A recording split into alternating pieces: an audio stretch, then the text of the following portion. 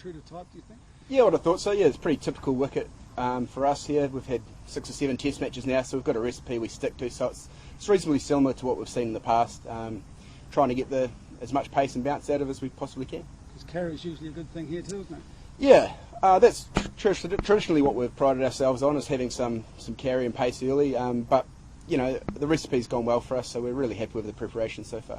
I guess people are going to ask, is this going to be like the Basin Reserve 2.0? Is it going to be similar to the first test pitch? Hard to know. I guess it's, you know, I thought the Basin was a really, really good wicket, so if we can go somewhere along those lines and have another good game, we'll be happy.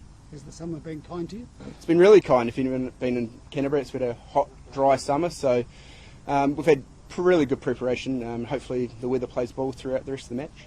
It looks like a typical pitch. How do you develop a pitch that offers bounce, or more bounce than you've been able to do? Is that all to do with the soil or the rolling? It's a combination of everything, really. It's it's the soil type, it's the weather you get, it's the moisture trapped below the surface, and then the surface hardness and the grass cover. So it's a combination of a lot of things to all come together at once, really, to get the right amount of bounce and pace.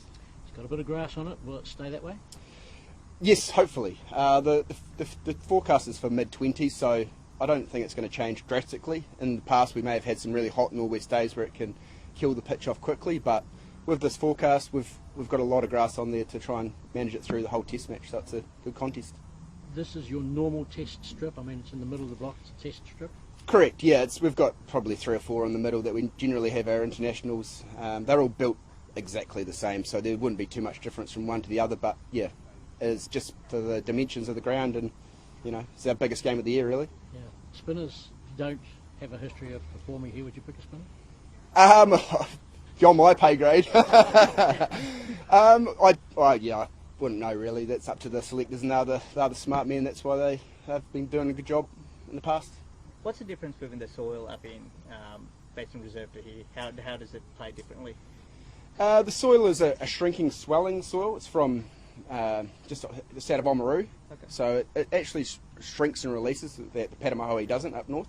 But they are very similar kind of soils, and because we have so much grass on them, it actually holds them all together as well. So. And how much grass have you got on this pitch? It's 12 mils of grass on the pitch, which is again very typical for us for a test match, a one day or a T20.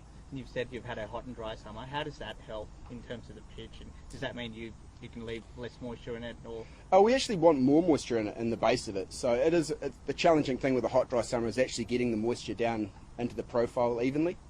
But we're lucky enough to be able to control it with our hand watering and things like that, and other issues. So.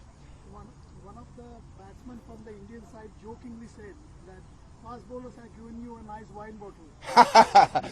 Oh look, I think it's just we're in the lower South Island, the middle of the lower South Island. It's a temperate climate. It's kind of the typical wicket that you'd get here in Christchurch. So we're not going to be shaving all the grass off and it being low and slow. So that's just generally what we serve up here.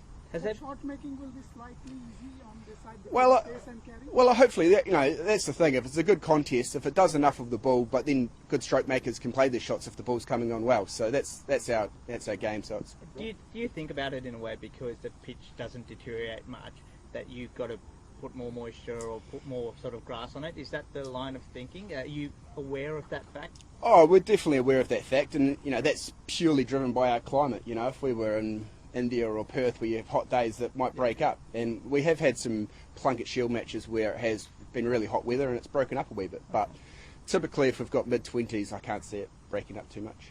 Rupert, as a curator, what is the right amount of green when you just look at just the aesthetics of the pitch? To be honest, the colour doesn't. I mean, the colour's showing that the grass is in a good, healthy state fertility-wise, but it doesn't necessarily mean it's going to do a lot. Generally, we look at the density of grass rather than the colour of the grass. And so what we learn, if it's a good, nice, even colour, we get that nice kiss. The surface is hard underneath, and nice, even grass cover, it should kiss through nicely. One of the things that some of the batsmen said about the Wellington pitch was that the bounce was a little slow, like spongy, and they couldn't really they committed and then it would come. Was that something you thought about, like maybe avoid that, or? Look, it's hard to say. From our point of view, we just try and do our thing, and if the ball comes on nicely, that's what we're hoping for. And we've had that in the past to some extent. So. Rupert, how confident are you that there'll be enough on the pitch for sort of both teams rather than, the one that wins the toss getting a big advantage? That's always in our line of thinking too, is making sure that there is enough that it does for both innings. We don't want it to do in heaps for 2 sessions and flattening out too quickly straight after that. So that's always in our thinking, and an ideal test pitch that it does enough for both innings. And what's it like for you on the first day? Back in 2014 you were pretty nervous. Watching those first tests here, is it a little bit easier and sort of, hoping the wicket goes well on that first day? Oh, absolutely. All the guys put in a lot of hard work leading up to it, and it is our biggest game of the summer. So everything we do over the whole summer is kind of leading to this event. So, if we're not nervous, we're not really in it for the right reasons. Cool. Thank you very much. Cheers, guys. Cheers.